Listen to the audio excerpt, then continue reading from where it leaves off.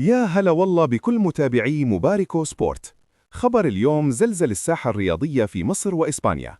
رسمياً العملاق الكتالوني برشلونة يضع عينه على جوهرة مصرية شابة لتدعيم هجوم البلاوغرانا. نعم، كما سمعتم، النجم المصري حمزة عبد الكريم مهاجم النادي الأهلي ومنتخب الشباب على أعتاب قلعة الكامب نو. برشلونة قدم عرضاً رسمياً لاستعارة حمزة لمدة 6 أشهر مع أحقية الشراء النهائي. الإدارة الكتالونية وبناءً على توصية من كشافي النادي شافت في حمزة بروفايل المهاجم القوي والهداف اللي يحتاج الفريق الرديف، مع فرصة ذهبية للتصعيد للفريق الأول تحت قيادة هانسي فليك.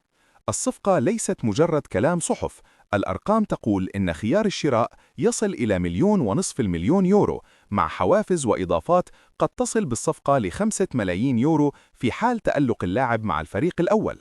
والأهلي اشترط أيضاً نسبة 15% من إعادة البيع مستقبلاً، مما يدل على ثقة النادي الأحمر في موهبة لاعبه. حمزة عبد الكريم بعمر 18 عاماً فقط أمام فرصة ليكون أول مصري يرتدي قميص الفريق الأول لبرشلونة في التاريخ. هل تعتقدون أن حمزة سينجح في هذه الرحلة ويكون صلاح جديد في الليغا، أم أن التحدي سيكون كبيراً عليه؟